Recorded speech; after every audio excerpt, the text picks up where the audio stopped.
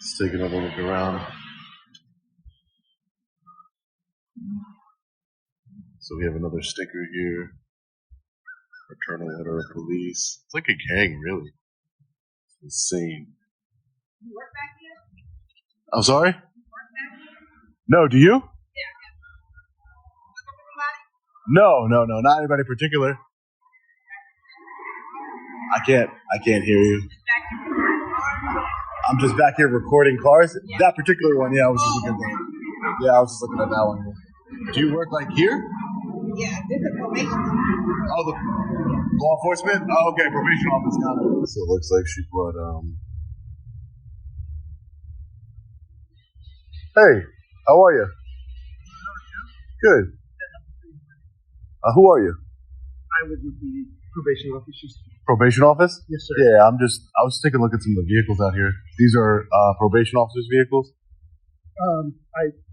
This is just vehicles, sir. Just vehicles? Yes, sir.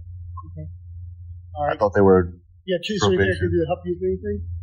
Hey, how are you, sir? We're just trying to make sure everything's secure back here. We don't have too many people come back. Right. No, I understand that. I get that. Yeah, no, I get that 100%. I'm not a threat to any of your property out here or anything like that. I'm not whatsoever. But is that particular vehicle a law enforcement officer's vehicle? Do you know whose vehicle that is? Would you happen to know? All right, guys, let's get into it. We're stepping into a situation that feels off right from the start. A quiet parking area, but something catches attention, a vehicle marked with authority symbols. The camera rolls, questions begin, and tension slowly builds. What seems like a simple observation quickly turns into suspicion.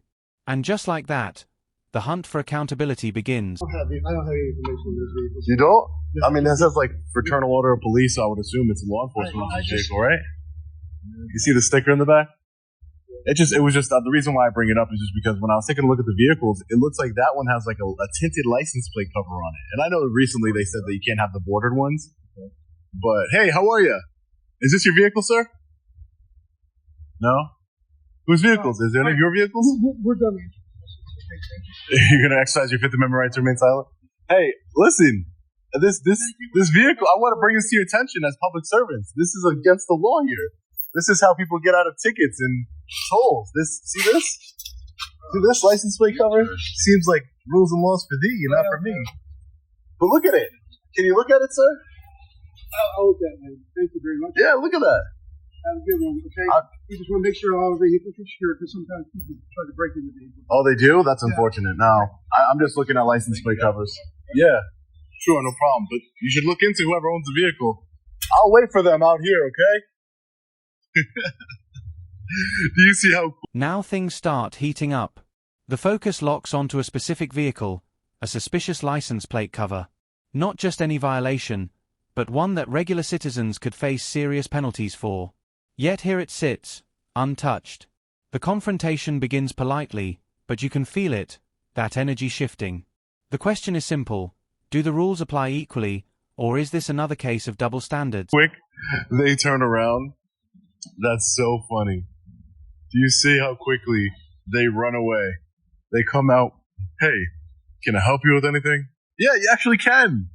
You actually can. You can tell me whose vehicle this is that is in violation of Florida state law as an active member of the Fraternal Order of Police. Yeah, you could. You could tell me. There's a badge on his plate and a license plate cover.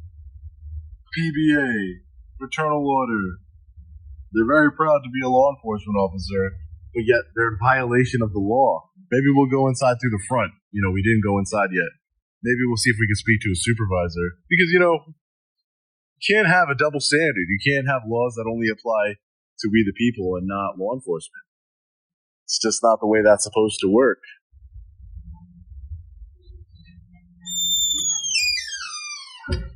And boom, just like that, the tone changes. Officers who approached confidently now begin to retreat. Avoidance kicks in. No answers. No accountability. The camera doesn't lie. This is where things get real. The laughter, the disbelief, it's all raw. When questioned directly, the silence becomes louder than words. Something is definitely being dodged here. Hey, how are you? Do Do you think I can speak to a supervisor, please? Over here? What do you want me to do? Oh. You mean to sign in? If you're an offender, I'm not an offender, no. Okay. Yeah, I'm not an offender.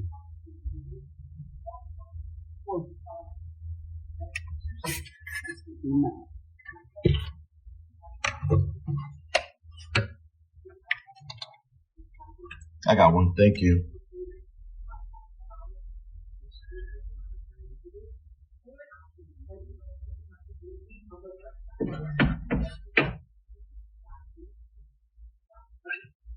Hold on. Illegal plate covers. Now that's public record. Thank you. Friendly reminder. There we go. But the government is always recording us, even though it always seems to be an issue when we, the people, record our government, especially when we record them breaking the law. Oh, you're the supervisor, sir? What's your name? Supervisor what? Paul? Paulson? All right, now we escalate. Taking it inside, pushing for answers from higher authority. A supervisor is requested, because someone needs to explain this. The system is built on accountability, right? But as the conversation unfolds, confusion and deflection take center stage. Even basic questions meet resistance. That tension? Yeah, it's thick now. Pauls.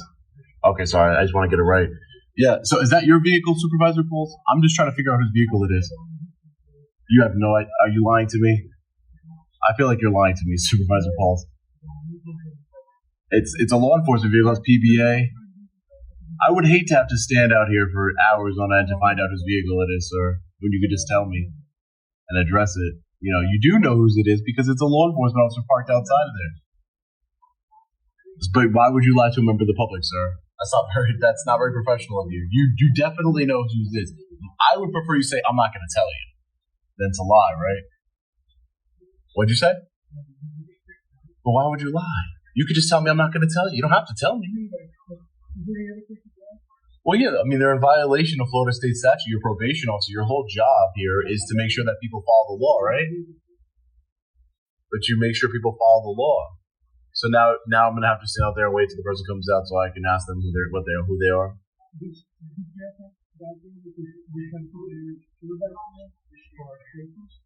For your safety, try to keep it secure. Yeah, nobody's safety is at risk, sir. That's ridiculous.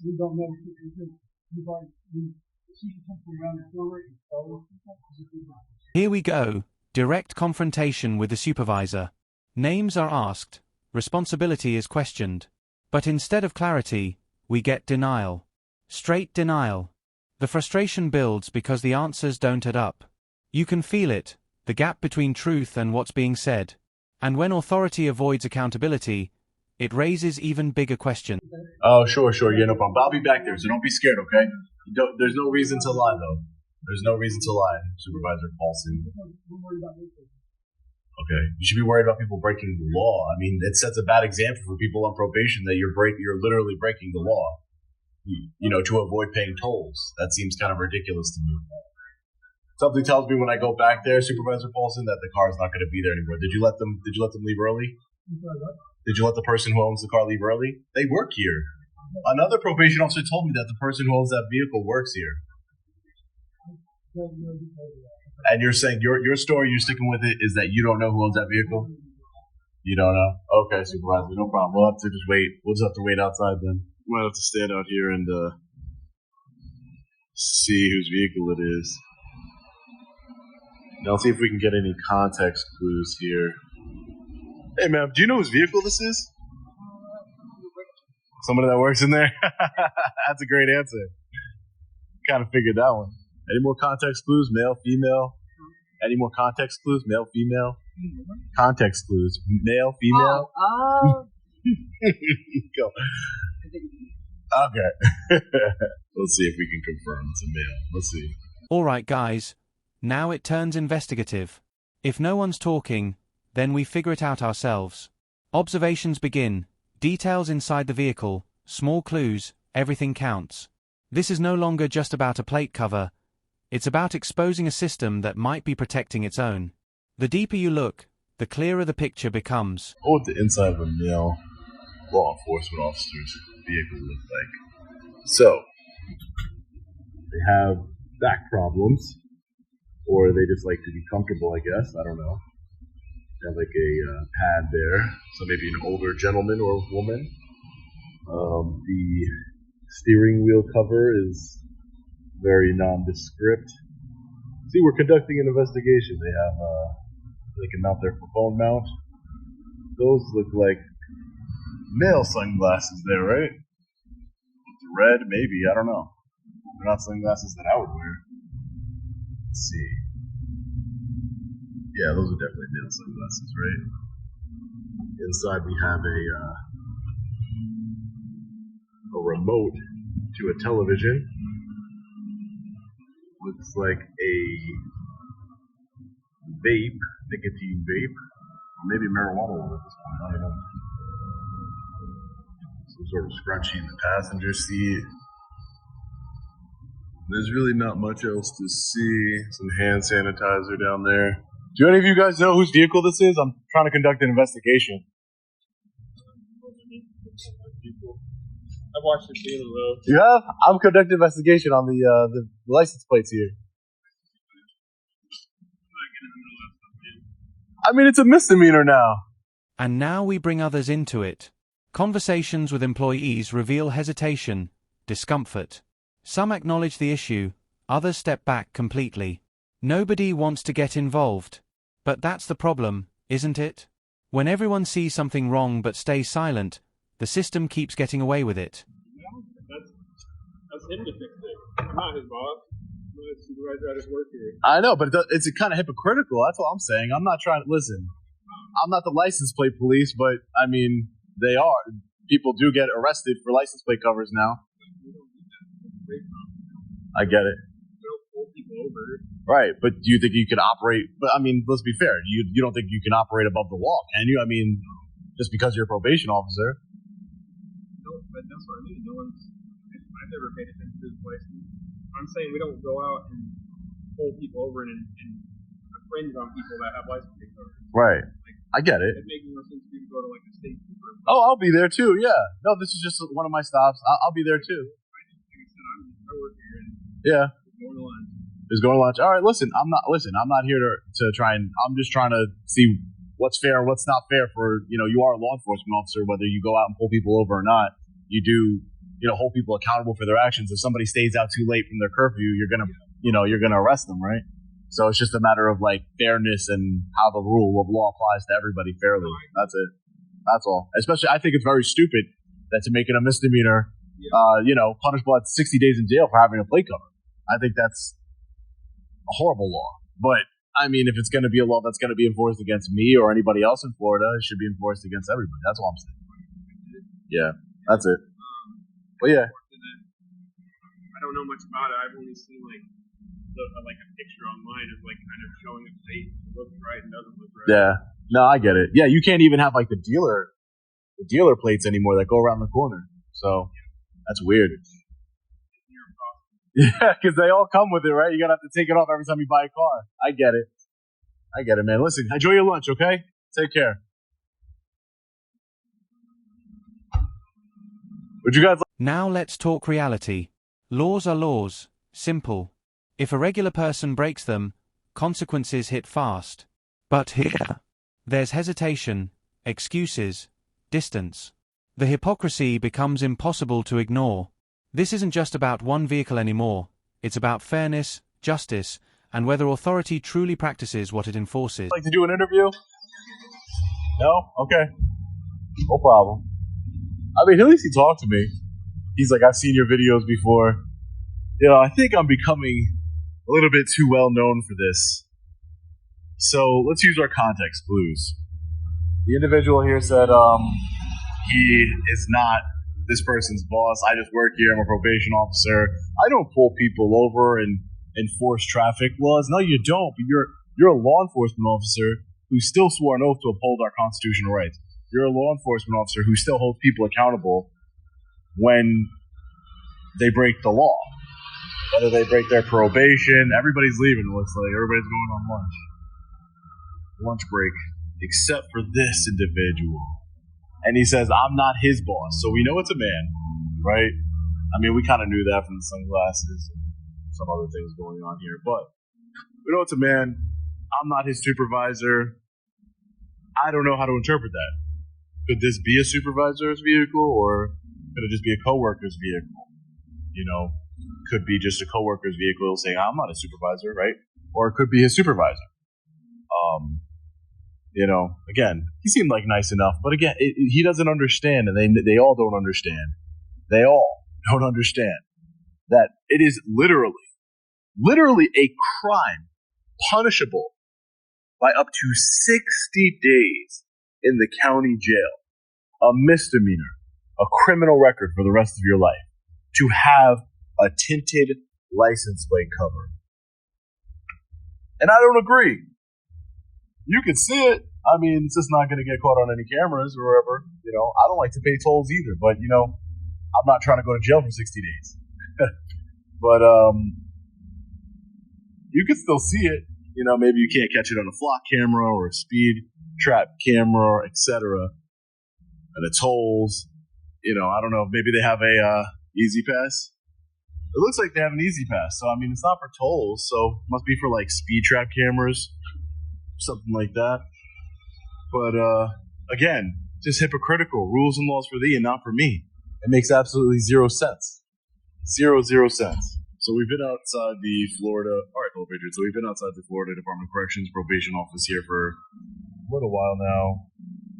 The person who owns this vehicle, I assume to be a supervisor. Maybe it is Supervisor Paulson who owns it. I don't know. But the person who owns the vehicle, who is breaking the law by having license plate cover, rules and laws for thee, not for me, you know, they're not going to come out. I'm not going to stay out here much longer. We're going to continue to audit and see if we can find some more people breaking the law, you know, more law enforcement officers, because no one's going to hold them accountable except we the people. I don't know. What do you guys think about it? Is the license plate cover law a good law? Is it a bad law?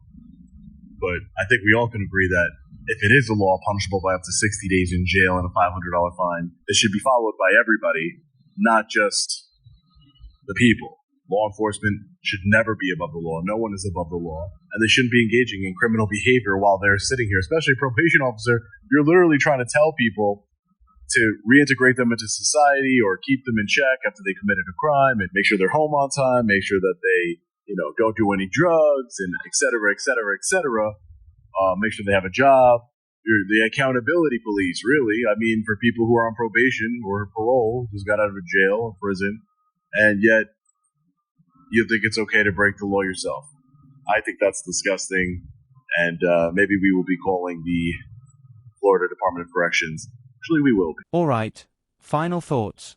After all this time, no owner steps forward. No accountability. Just silence and avoidance. And that says everything.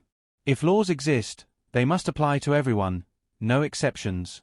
Because the moment authority rises above the law, trust collapses. This isn't just exposure, this is a wake-up call. Stay sharp, stay aware, because accountability starts with us.